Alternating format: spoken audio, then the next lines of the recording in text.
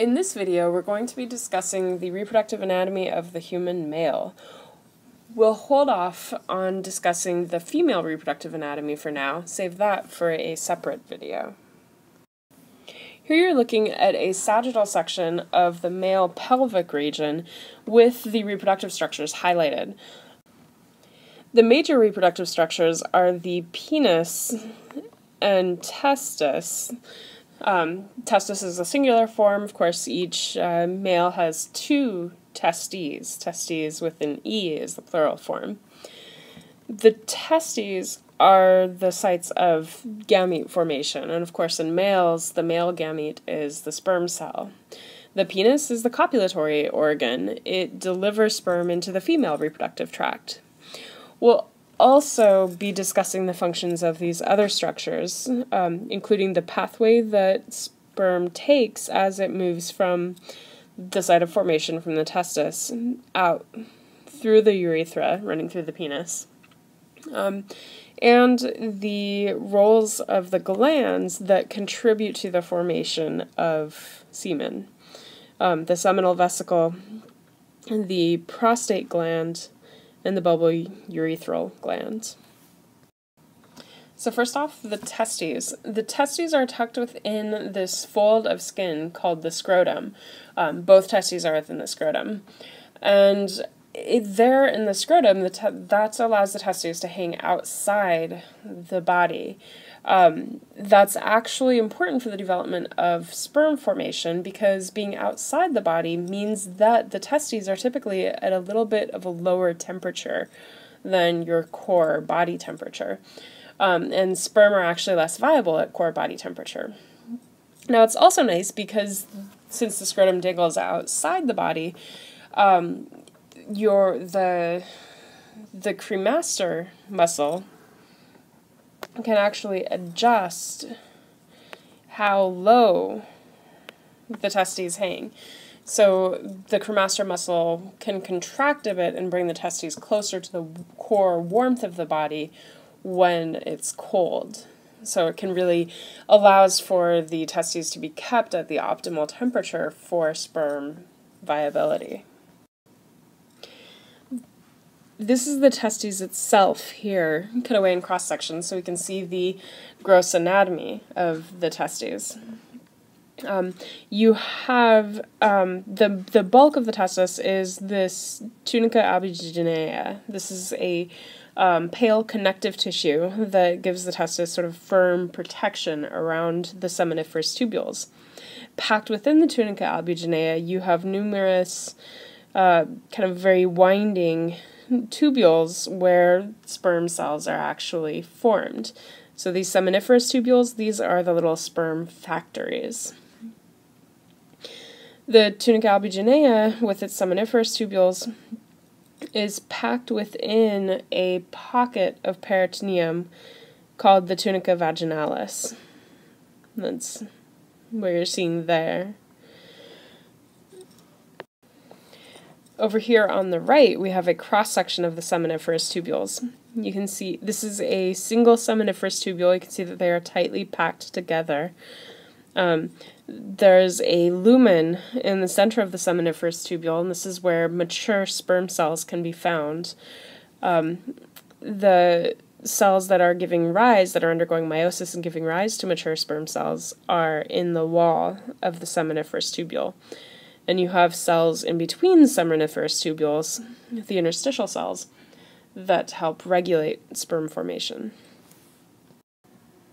Here we're looking at both the gross anatomy and the microscopic anatomy of the penis. Running through the center of the penis, you have the urethra, and the urethra is the passageway through which urine leaves the male body, but also through which semen leaves the male body. The urethra is surrounded by erectile tissue.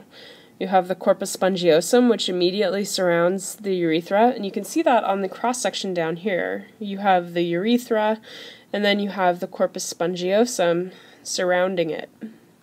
You also have, making up a lot of the structure of the penis, you also have the corpora cavernosa. Corpora is the plural of corpus. And so in the human penis, you have two corpora cavernosa running almost like soft backbones along the penis, but they're not actually bone. What they are connective tissue and smooth muscle. That's what the corpus spongiosum is too. It's connective tissue with some smooth muscle.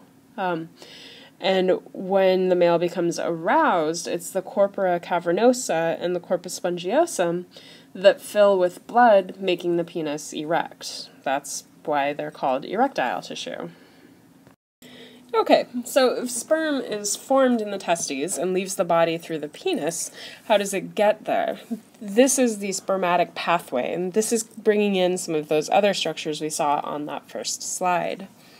So, like I said, sperm is formed in the testes, deep in the scrotum. Then it moves to the epididymis, through the epididymis to the vas deferens, also called the ductus deferens, and kind of takes this winding route through the vas deferens into the ejaculatory duct.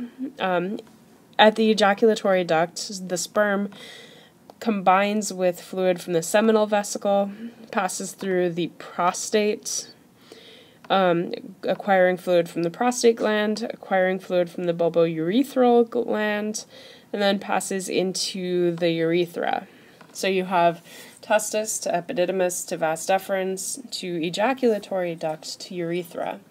There's smooth muscle that surrounds the epididymis and surrounds the vas deferens that contracts in peristaltic waves, moving sperm along.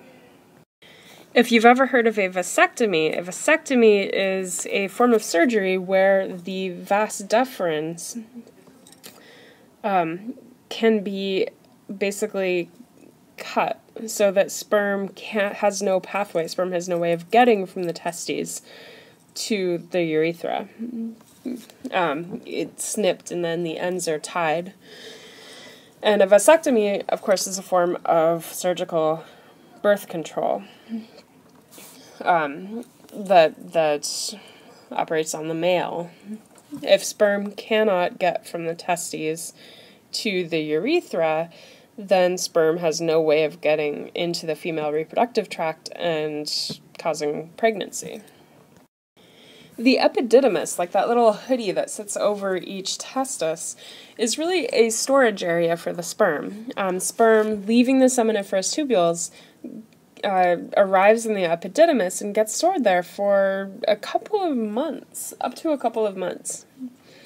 So it's important that the epididymis be able to supply nutrients to the sperm cells and keep those cells alive and healthy while they're stored in the epididymis. And so the epididymis has these structures called stereocilia. It's a bit of a misnomer to call them stereocilia. They don't beat. They don't move like the cilia in the respiratory tract do. What they really are long microvilli that supply nutrients to the sperm stored in the epididymis. Back to the male reproductive structure slide for just a moment, because I want to illustrate one sort of quirk of male anatomy that has some clinical implications. And that is the fact that because the testes in their scrotum hangs outside of the abdominal cavity, outside of the abdominal wall, all of the structures that bring sperm to the penis and that supply innervation and blood to the scrotum and to the testes in the scrotum, these all need to pass back into the abdominal wall. So the vas deferens, blood vessels, nerves, they need to pass back into the abdominal wall. The point at which these structures pass back into the abdominal cavity, pass through the abdominal wall, is called the inguinal canal. Remember, the term inguinal refers to the groin region. Women actually have an inguinal canal as well. There's a ligament that supports the uterus that passes through the inguinal canal in women. I'm mentioning the inguinal canal because it is a point of weakness in the abdominal wall that can become problematic. So on occasion, the small intestine, a loop of the small intestine, can slip out through this weakness, particularly if there's excessive straining, if there's additional muscle weakness in that area. This is called an inguinal hernia. A hernia is just a general term for something that is protruding out of a cavity or into a space where it's not supposed to be. An inguinal hernia is specifically where you get protrusions of abdominal tissue or even abdominal organs, like a bit of the small intestine, through the abdominal wall into the inguinal canal. Okay.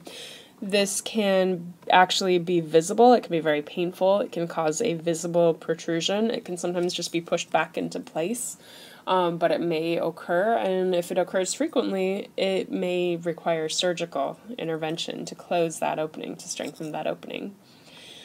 Males, because they have more organs passing through the inguinal canal, they tend to be more vulnerable, or more structures passing through the inguinal canal. They tend to be more vulnerable to developing an inguinal hernia.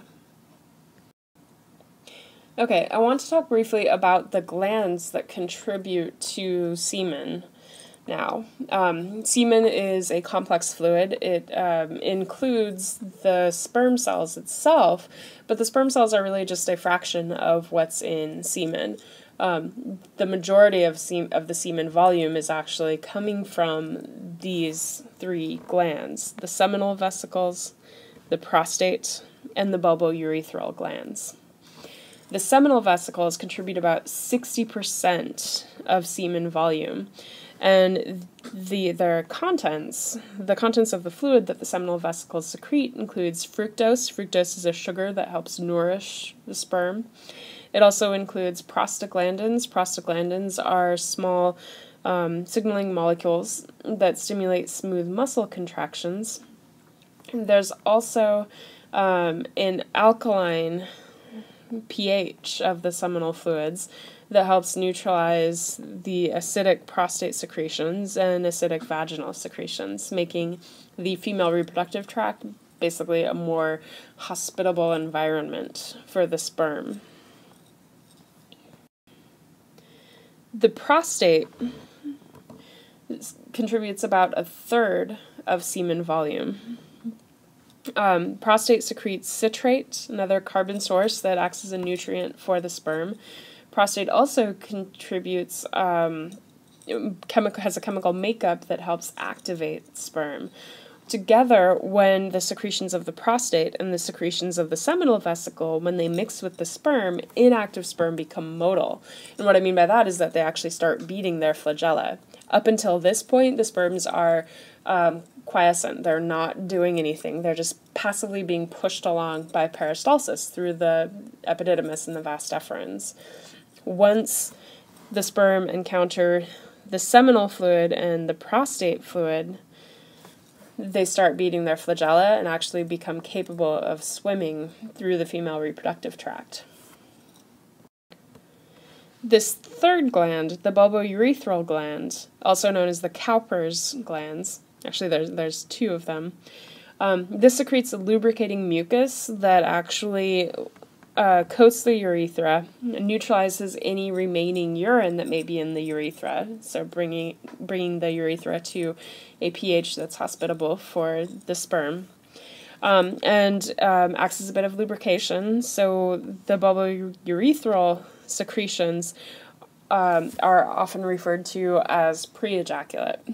So you may see this on the head of the penis before actual ejaculation of the sperm, and along with seminal fluids and prostate fluids. Alright, after studying this video, you should be able to talk about the major organs and structures of the male reproductive system, including what they do. You should also be able to trace the pathway sperm take from the testes out to ejaculation. You should be able to describe the secretions of the seminal vesicles, the prostate gland, and the bulbourethral glands. And by this, I'm just getting at what what the perhaps most significant component of semen is, if you're to be thinking solely in terms of reproductive function and fertilization. You should also be able to talk about the cremaster muscles, what they do, talk about what a vasectomy is and how it acts as birth control.